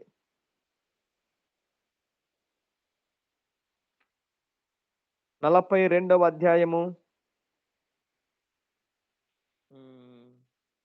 ఓకే, 7వ వచనం నుండి చదువుదాం. యెహోవా యెహోవా యోబుతో ఆ మాటలు పలికిన తర్వాత ఆయన తేమానీయుడైన ఎలీఫజుతో ఇలాగు సెలవిచ్చెను. నా సేవకుడైన యోబు పలికినట్లు మీరు నన్ను గూర్చి యుక్తమైనది పలుకలేదు గనుక నా కోపము నీ మీదను నీ ఇద్దరు స్నేహితుల మీదను మండుచున్నది. కాబట్టి 7 ఎడ్లను 7 పొట్టేళ్లను మీరు తీసుకొని నా సేవకుడైన యోబునొద్దకు పోయి మీ నిమిత్తము దహన బలి అర్పింపవలెను. అప్పుడు నా సేవకుడైన యోబు మీ నిమిత్తము ప్రార్థన చేయును. మీ అవివేకమును బట్టి మిమ్మల్ని శిక్షింపక ఉండునట్లు నేను అతనిని మాత్రము అంగీకరించెదను. ఏలయనగా నా సేవకుడైన యోబు పలికినట్లు మీరు నన్ను గూర్చి యుక్తమైనది పలుకలేదు. చూశారా? గుర్తుపెట్టుకోండి. దేవుని సేవకుడైన యోబును బాధ పెట్టిన స్నేహితులు వారు చేసే ప్రార్థన దేవుడు వినను అన్నాడు. అన్నాడా? ఇక్కడ స్పష్టంగా రాశాడు, నేను మీ మీద నా కోపం ఉంది, నా కోపము నీ మీదను నీ ఇద్దరు స్నేహితుల మీదను మండుచున్నది. బా, కాబట్టి 7 ఎడ్లను 7 పొట్టేళ్లను మీరు తీసుకుని నా సేవకుడైన యోబునొద్దకు పోయి మీ నిమిత్తము దహన బలి అర్పించవలెను. అబ్బా, అసలు ఆ మాటలు చూడండి అసలుకి. అప్పుడు నా సేవకుడైన యోబు మీ నిమిత్తము ప్రార్థన చేయును. దేవుణ్ణి సేవకుని బాధ పెట్టి దేవుని దగ్గరికి వెళ్ళి ప్రార్థన చేస్తే ఆయన అనే మాట, నోరు మూసుకొని లేచి వెళ్ళి ముందు అక్కడికి వెళ్ళండి, నా సేవకుని బాధ పెట్టి వచ్చి నాకు ప్రార్థన చేస్తారా? మీ ప్రార్థన నేను వినను, మీరు వెళ్ళండి అంటే ఆలోచించండి ఒకసారి. దేవుని సేవకుని బాధ పెట్టి ఒకవేళ మనం దేవుని అసలు ప్రార్థన చేస్తానమాట లేచి, అందుకని ఒక మాట ఉంది కదా. ఓకే, ఈ మాట చూద్దాం. అప్పుడు నా సేవకుడైన యోబు నిమిత్తము ప్రార్థన చేయను, మీ అవివేకమును బట్టి మిమ్మల్ని శిక్షింపక ఉండునట్లు నేను అతనిని మాత్రమే అంగీకరించెదను. కొన్నిసార్లు ఎందుకు దేవుడు మన ప్రార్థన ఆలకించటం లేదు తెలుసా? బహుశా దేవుని సేవకుని దుఃఖ పెడుతున్నామేమో, దేవుని సేవకుని బాధ పెడుతున్నామేమో. కొన్నిసార్లు దేవుని సేవకుని ఏమంటాం లేదు, కొన్నిసార్లు సేవకుని అలుగుతారు, అలిగినా నీ ప్రార్థనకు ప్రమాదమే. అందుకే దేవుడు మత్తయి సువార్త 5వ అధ్యాయంలో చూసినట్లయితే మొదట వెళ్ళి ఎక్కడంట, నీ విరోధితో నువ్వు సమాధాన పడి చదవనమాట. మత్తయి సువార్త 5వ అధ్యాయము. ఈ మాట మనం ముగించుకుందాం. మత్తయి సువార్త 5వ అధ్యాయము 5వ అధ్యాయము 24. సమాధానపరచువారు ఓకే 21 నుంచి చదవండి. నరహత్య చేయవద్దు, నరహత్య చేయువాడు విమర్శకు లోనొగ్నని పూర్వీకులతో చెప్పబడిన మాట మీరు విన్నారు కదా. నేను మీతో చెప్పున్నదేమనగా, తన సహోదరుని మీద కోపపడు ప్రతివాడు విమర్శకు లోనగును. తన సహోదరుని చూచి వ్యర్థుడా అని చెప్పువాడు మహాసభకు లోనగును. ద్రోహి అని చెప్పువాడు నరకాగ్నికి లోనగును. కావున నీవు బలిపీఠము నొద్ద అర్పణము అర్పించుచుండగా నీ మీద నీ సహోదరునికి విరోధం ఏమైనా కలదని అక్కడ నీకు జ్ఞాపకము వచ్చిన అక్కడ బలిపీఠము నెదుటనే నీ అర్పణము విడిచిపెట్టి మొదట వెళ్ళి నీ సహోదరునితో సమాధాన పడుము. అటు తరువాత వచ్చి నీ అర్పణము నర్పింపుము. చాలు. ఇక్కడ చూస్తే గుర్తుపెట్టుకోండి, మనుషులను గాని దేవుని సేవకుని గాని ఒకవేళ మనం బాధ పెట్టి ప్రార్థన చేస్తే దేవుడు ఏమంటున్నాడు, ప్రార్థన తర్వాత గాని ముందెళ్ళి సమాధానపడు. దేవుని సేవకునితో సమాధాన పడకుండా అసమాధానముతో మనం ప్రార్థన చేసినా ప్రార్థన వినడు, ఆరాధన చేసిన ఆరాధన వినడు, కానుక ఇచ్చిన కానుక తీసుకోడు, బలి ఇచ్చిన బలిని అంగీకరించాడు. ఏం చేయాలి? 4 దేవుడు అంగీకరించాలంటే, నీ ప్రార్థన దేవుడు అంగీకరించాలంటే నీవు ఎవరితో అసమాధానంగా ఉన్నావో, ఎవరితో గొడవ పడ్డావో అతనితో తప్పనిసరిగా నువ్వు సమాధానం. అక్కడ అంటున్నాడు, మొదట నీవు వెళ్ళి ఏం చేయాలట? సమాధాన పడి అటు తర్వాత వచ్చి. గుర్తుపెట్టుకోండి, ఇది ఒక్క మాట చాలు. ఇతరులతో సమాధాన పడకుండా ఏది దేవునికి చేయొద్దును.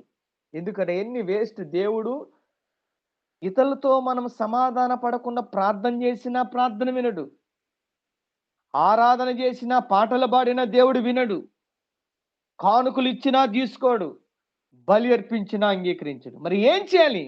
మన ప్రార్థన దేవుడు అంగీకరించాలంటే, మన ఆరాధన దేవుడు అంగీకరించాలంటే, మన కానుకలను దేవుడు అంగీకరించాలంటే, మనం ఇస్తున్నటువంటి బలిని దేవుడు అంగీకరించాలంటే మొదట వెళ్ళి నీవు సమాధాన పడిన తరువాత, నీ సేవకునితో సమాధాన పడిన తర్వాత, నీ తోటి విశ్వాసితో సమాధాన పడిన తర్వాత, నీ బంధువులతో సమాధాన పడిన తరువాత నువ్వు వచ్చి ప్రార్థన చేయి, ఆరాధన చేయి, కానుకలివు, బలి అర్పించు. అవన్నీ దేవునికి అంగీకారములు. అంతే తప్ప మనం ఈ భూమి మీద ఒక్కలకు విరోధంగా ఉన్నా కానీ మన ప్రార్థన వ్యర్థమే, మన ఆరాధన వ్యర్థమే, మన కానుకల వ్యర్థమే, మన యొక్క బలి కూడా వ్యర్థమైపోతుంది. కాబట్టి ఈరోజు ఒకే ఒక మాట, ఇంకా నువ్వు ఎవరి మీదైనా పగబట్టున్నావా? సింపుల్ మాట. ఎవరి మీద నీ హృదయములో పగబట్టి ఉన్నావా? నీవు పగబట్టింది దేవుని మీద, నీవు పగబట్టింది దేవుని స్వరూపములో ఉన్న మనిషి మీద.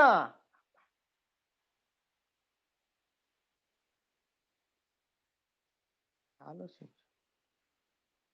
మనం ఎవరి మీదైనా మన హృదయములో పగబట్టినట్లయితే గుర్తుపెట్టుకో, నంబర్ 1, మనము పగబట్టింది మనిషి మీద కాదు, మనిషిని సృష్టించిన సృష్టికర్త అయిన దేవుని మీద మనం పగబట్టాం.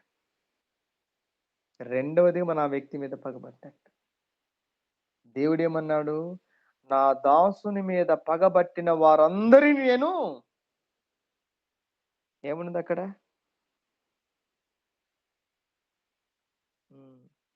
23వ వచనం, 22వ వచనం చూస్తే, ఏ శత్రువును అతని మీద జయము నొందడు, దోషకారులు అతన్ని బాధపరచరు, అతని ఎదుట నిలవకుండా అతని విరోధులు నేను పడగొట్టెదను, అతని మీద పగబట్టిన వారిని నేను ముత్తెదను. దేవుడు ఒక వ్యక్తిని ఎప్పుడు ముత్తుతాడంటే ఇతరుల మీద పగబట్టినప్పుడు. మనం ఎప్పుడైతే ఒక వ్యక్తి మీద పగబట్టి అతన్ని మొత్తటానికి ప్రయత్నం చేస్తామో దేవుడు కూడా మనలను మొత్తుతాడు. అంతవరకు దేవుడు నిన్ను ఏమనడు.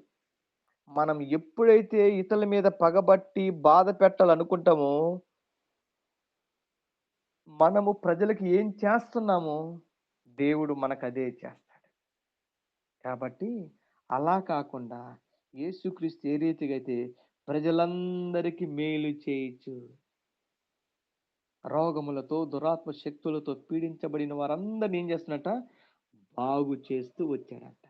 ఈ రోజు కూడా మనము ఏం చేయాలంటే మేలే చేద్దాం, మేలే చేద్దాం తప్ప ఎవరికి కీడు చేయదు.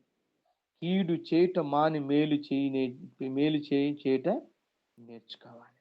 కాబట్టి ఈరోజు ఒక్క నిమిషం ఆలోచించు. దేవుని సన్నిధిలో, ప్రభు సన్నిధిలో ఇంకా ఎవరైనా నువ్వు బాధ పెడుతున్నావా?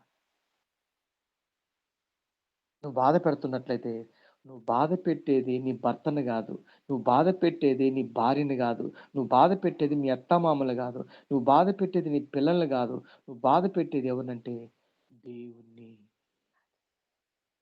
దేవుడు అంటున్నాడు, సౌలా నువ్వు నన్ను ఎందుకు బాధ పెడుతున్నావు? బహుశా సౌలు, నేనెప్పుడు నిన్ను బాధ పెట్టానా అంటే, నీవు నా బిడ్డలను బాధ పెడితే నువ్వు నన్ను బాధ పెట్టినట్టే. ఒకవేళ నిన్నెవరైనా బాధ పెడుతున్నారా, నువ్వు బాధపడ్డా. ఎందుకంటే నిన్ను బాధ పెట్టేవాడు దేవుని బాధ పెడుతున్నాడు. కాబట్టి ఉదయకాల సమయంలో ఒక్క నిమిషం దేవుని సన్నిధిలో మన హృదయాలను ఏం చేద్దామంటే ఇంకా పరిశీలించుకున్నాం. అయ్యా, ఈ రోజు నుండి నేను ఎవరిని బాధ పెట్టను. రెండోదిగా, ఎందుకు బాధ పెట్టకూడదు నాకు ఈరోజు అర్థమైంది. అయ్యా, మనుషులను బాధ పెట్టేవాడు దేవుణ్ణి బాధ పెట్టినట్టే, మనుషులను బాధ పెట్టేవాడు దేవుని కనుగుడ్డును ముట్టినట్టే. కాబట్టి మనము బాధ పెట్టవలసింది శరీరులు కాదు కానీ దురాత్మల సమూహం, అపవాది, మా విరోధుల మనుషులు కాదు కానీ సాతాను. కాబట్టి ఒక్క నిమిషం తలలో ఉంచి చిన్న ప్రార్థన చేద్దాం. ఏమంటే, ప్రభా, ఇప్పటి వరకు నేను ఎవరి మీద అయితే పగబట్టానో, ఎవరినైతే బాధ పెట్టానో దయచేసి నన్ను క్షమించు ప్రభా. గుర్తుపెట్టుకోండి, కొన్ని జబ్బులు పోవాలంటే, కొన్ని సమస్యలు పోవాలంటే, కొన్ని రోగాలు పోవాలంటే మందులు పని చెయ్యవు.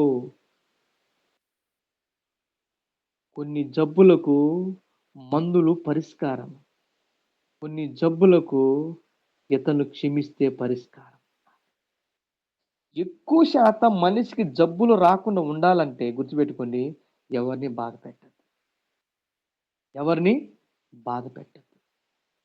మనం ఇతరులు మనము బాధ పెట్టకుండా క్షమించగలిగితే దేవుడు మనల్ని క్షమిస్తాడు. కాబట్టి ఈరోజు నీ జీవితంలో మనశ్శాంతి కరువు అయిపోయింది. తినటానికి ఉంది, ఉండటానికి ఉంది, డబ్బులున్నాయి, కానీ నీ జీవితంలో అతి పెద్ద కష్టమైంది ఏంటంటే మనశ్శాంతి ఉండటం లేదు. భర్తతో మనశ్శాంతి లేదు, భార్యతో మనశ్శాంతి లేదు, పిల్లలతో మనశ్శాంతి లేదు, ఆఫీసులో మనశ్శాంతి లేదు, వ్యాపారంలో మనశ్శాంతి లేదు. ఎందుకని ఒక్కసారి ఆలోచించాలి. అది మనం కొనగలమా? ఒక వస్తువును కొనగలవు, కానీ మనశ్శాంతిని కొనలేవు. అది దేవుడు ఇచ్చాడు. ఈ మనశ్శాంతి అనేది ఎప్పుడైతే మనం దేవుణ్ణి బాధ పెడతామో, ఇతరులు క్షమించకుండా ఇతరుల మీద పగబడతామో మనశ్శాంతిని కోల్పోతామంట. ఒక భక్తుడు అన్నాడు, దేవుని సేవకుని, దేవుని బిడ్డలను ఎవరైతే బాధ పెడతారో వారికంటే దేవుడంట మనశ్శాంతిని తీసేస్తాడంట. ఈ మాట నా హృదయం ఎప్పుడు మెదిలాడుతుంటది. ఒక గొప్ప దైవజనుడు చెప్పాడు, ఒక వ్యక్తి, ఒక సేవకు, ఎవరైనా కానీ ఈ లోకములో మనశ్శాంతిగా బ్రతకాలి అంటే దేవుని సేవకుని కానీ దేవుని బిడ్డలు కానీ నువ్వు బాధ పెట్టకుండా ఉంటే నువ్వు మనశ్శాంతిగా ఉంటావంట. దేవుని సేవకుని కానీ దేవుని బిడ్డలు కానీ బాధ పెట్టే వారికంటే దేవుడు అంట ఇచ్చే శిక్ష ఏంటో తెలుసా?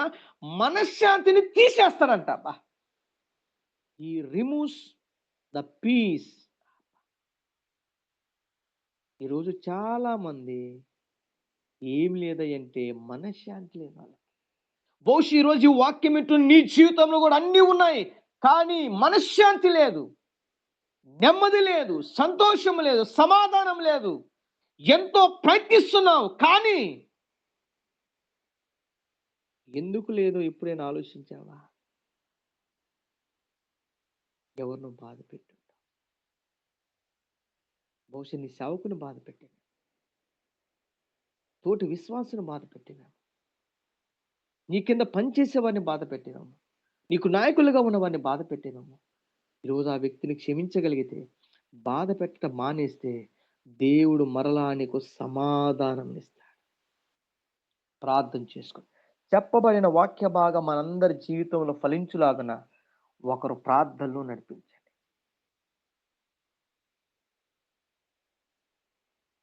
స్తోత్రం ప్రభా. పరిశుద్ధుడు పరిశుద్ధుడు పరిశుద్ధుడు నాయన. ప్రియాపరలోకమున నా తండ్రి నాయన మీకు వందనాలయ్యా. అవును నా తండ్రి, మేము ఎంతమంది బాధ పెట్టి ఉన్నామో, ఎంతమంది హింసించి ఉన్నామో, ఎంతమంది మీద చెడ్డ మాటలు చెప్పినాం, క్షమించాయా. ఈ వాక్యం నాయన మా హృదయాలు ఫలించట కృపను దయచేయండి ప్రభా. అయ్యా వాక్యం అయ్యా, ఎంత చక్కటి వాక్యమా ప్రభు, నీ దాసులు చెప్పి ఉన్నారు. ఆ వాక్యాన్ని బట్టి మీరు నడుచుకునే కృపను మాకు అనుగ్రహించిన ప్రభా. అయా బంధువుల నిమిత్తము, సేవకుల నిమిత్తము, విశ్వాసుల నిమిత్తము నా తండ్రి చెడ్డ మాటలు పలికి ఉన్నామేమో నాయన. తెలుసో తెలికో చేసి ఉన్నాం తండ్రి. మాలో ఉగ్రతను బట్టి, మాలో కోపం బట్టి, మాలో సీన బట్టి ప్రభా అయా చేసి ఉన్నాం. మమ్మల్ని క్షమించు నాయన, మమ్మల్ని క్షమించమని అడుగుతున్నాను తండ్రి. అయ్యా మాలో పశ్చాత్తాప ప్రార్థన మాకు నేర్పండి ప్రభా. తగ్గింపు జీవితం మాకు దయచేయండి ప్రభా. అయ్యా ఇటు మాటలు ప్రభా, అయ్యా తేనె కంటనైనా జంటు తేనెల కంటనైనా మధుమైన మాటలు ప్రభా మాకు వినిపెట్టినావు తండ్రి. నీకు స్తోత్రములు. దాసులు వేడంతల ఆత్మని చెత్తి పట్టండి, కుటుంబాన్ని దీవించి, సంఘాన్ని దీవించండి ప్రభా, మా టీంని దీవించండి ప్రభా. సకల టైంలో నేను రాలేకపోతున్నాను, క్షమించు ప్రభా. అయా బాధను బట్టి నిద్ర పట్టక నాయన ఎన్నో వ్యాధులతో ఉన్నాను ప్రభా. అయ్యా టైంలో నా తండ్రి టైం ప్రకారంగా నేను చెయ్యి ఆ టీంలో చేరలేకపోతున్నాను, నన్ను క్షమించు ప్రభా. అవును నా తండ్రి నాయన యేసయ్య, అనేకుల పట్ల నాయన అక్రమైన మాటలు, చెడ్డ మాటలు నా తండ్రి మేము చెప్పి ఉన్నాం ప్రభా. మమ్మల్ని క్షమించండి అయ్యా. నాయన వాక్యాన్ని బట్టి నా తండ్రి ఇకనైనా మీ బుద్ధి సరి చేసుకొని నడిసే కృపను విధానం మాకు దయచేయండి స్వామి. అవును నాయన, నీకు వందనాలు. చెప్పిన మాటలను బట్టి నాయన నాలోనే ఎన్నో ఎన్నో ఎన్నో తప్పుదమ్ములు ఉన్నాయేమో నాయన. యేసయ్య క్షమించండి ప్రభా. పెద్ద వయసు గలదాని అయినప్పటికీ నా తను ఇంకెవరన్నా నేను నాయన బాధ పెట్టానేమో నాయన, ఇంత హింసించానేమో నా తన్ని. అవును నాయన, నా కొడుకుని గురించి నేను ఎన్నో బాధగా మాటలు చెప్తున్నాను, ఎందుకంటే అన్ని అలవాట్లకు చెడిపోయి ఉంటున్నాడయ్యా. దేవానికి వందనాలు. నా కోడలు కూడా నా తండ్రి మాకు తెలియకుండా 4 లక్షలు అప్పు చేసినప్పుడు నేను తిట్టి ఉన్నాను ప్రభని, క్షమించండి. క్షమించమని అంటున్నావు తండ్రి. ఆమెకు ఒప్పుకొని ఆమె నమ్మి నేను కొట్టప్పు చెప్తే నాయన 4 లక్షలు అప్పు చేసింది తండ్రి. అయినప్పుడు నేను తిట్టి నా కొడుకు విడుదల చేయమంటే కూడా నేను అయ్యా వద్దు నాయన, మేము దేవుడు నమ్ముకొని ఉన్నాం, వద్దు చేసిన తప్పులు క్షమించుదామని చెప్పి ఉన్నాను. ఇంకా నేను తప్పులుగా మాట్లాడాను ఉన్నాను, క్షమించండి నాయన. అయ్యా నన్ను క్షమించమని అడుగుతున్నాను ప్రభా. అయ్యా స్టీమ్ని దీవించి ఆశీర్వదించండి. పాపం పిల్లలు కొందరు కొన్ని పాటలు పాడి ఉన్నారయ్యా, సరే టయానికి నేను చేరలేదు, నన్ను క్షమించండి నా తండ్రి. నా కోడలు కూడా నేను బాధ పెట్టి మాటలని ఉన్నాను. ఎన్నో బాధలు, ఎన్నో శ్రమలు పెడుతుంది ఆ బిడ్డ నాయన. అయినప్పుడు కోపంగా పెట్టి ఒక మాట అన్నాను, క్షమించండి.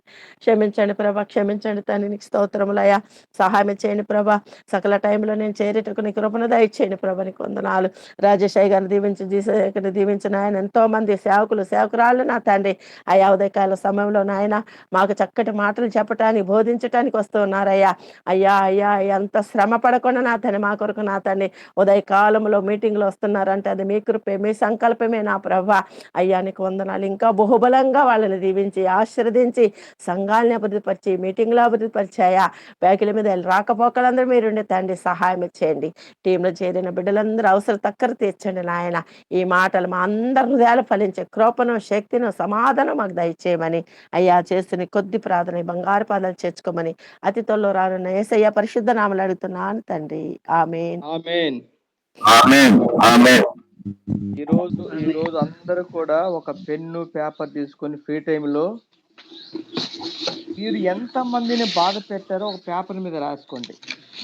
ఓకే, చిన్నప్పుడు కావచ్చు, స్కూల్లో కావచ్చు, కాలేజీలో కావచ్చు, ఒక పెన్ను, పేపర్ ఖాళీగా ఉన్న సమయంలో నువ్వు ఎవరినైతే బాధ పెట్టావో జస్ట్ ప్రార్థన చేసి, అయ్యా నేను ఎవరినైతే బాధ పెట్టి మర్చిపోయి ఉన్నానేమో, నాకు ఒక్కసారి జ్ఞాపకం చేయి పరిశుద్ధాత్మ దేవుడు. చిన్న ప్రభు సహాయం కోసం ప్రార్థన చేసి పెన్ను, పేపర్ తీసుకొని పరిశుద్ధాత్మ దేవుడు ఒక్కొక్క వ్యక్తిని, ఈవెన్ నువ్వు బాధ పెట్టిన వాళ్ళు కొంతమంది చచ్చిపోయి ఉండొచ్చు, అయినా పర్వాలేదు, వాళ్ళ పేర్లన్నీ రాసి ఏం చేయాలి తెలుసా, వాళ్ళ పేర్లన్నీ రాసి ఒక్కొక్క పేరును బట్టి నువ్వు దేవుణ్ణి క్షమాపణ, పలాని వ్యక్తిని బాధ పెట్టాను క్షమించండి అని వీలుంటే, అవసరమైంది వీలుంటే వాళ్ళు మీకు సమీపంలో ఉంటే క్షమాపణ అడగండి, తప్పలేదు. దేవుడు చెప్పాడు నువ్వు మొదట వెళ్ళి క్షమాపణ అడుగు.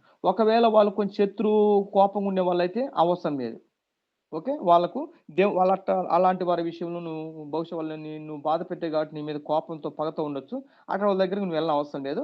కానీ దేవుని సన్నిధిలో ప్రార్థించి, ఆ వ్యక్తిని పలానా వ్యక్తిని క్షమిస్తున్నానయ్యా అని ఒక్కొక్క వ్యక్తిని బట్టి నువ్వు క్షమాపణ కానీ అడగగలిగితే గుర్తుపెట్టుకో, నువ్వు ఏదైతే కోల్పోయావో మరలా నీకన్నీ కోల్పోయిన సంతోషము, సమాధానం, ఆనందం అన్ని మరలా దేవుడు తిరిగి దయచేస్తాడు. ఓకే, ఒకవేళ దూరంలో ఉన్నారు, ఫోన్ ద్వారా అయినా కానీ అక్క పలానా రోజు నిన్ను తప్పుగా మాట్లాడాను, దయచేసి ఫోన్ ద్వారా కూడా నువ్వు చెప్పొచ్చు, తప్పులేదు. ఒకవేళ ఫోన్ మాట్లాడిన ఇబ్బందిగా ఉంటే మెసేజ్ పెట్టు. అంటే ఎన్ని కూడా దేవుని ఆత్మ చేత నువ్వు చెయ్యి. అది కొన్నిసార్లు సొంతం చేసు. ఏదేమైనా కానీ మనం ఇక్కడి నుంచి ఎవరిని బాధ పెట్టకూడదు. అంతే ఈరోజు దేవుడు ఇచ్చే సందేశం ఏంటంటే, మిమ్మును ముట్టువాడు నా కనుగుడ్డును, మిమ్మును బాధ పెట్టేవాడు నన్ను బాధ పెట్టిన. కాబట్టి ఆ రెండు ఉద్దేశాలతో మనం ఏం చేయాలంటే, మనుషులందరితో సమాధానం జీవించినప్పుడే మనం ప్రశాంతం.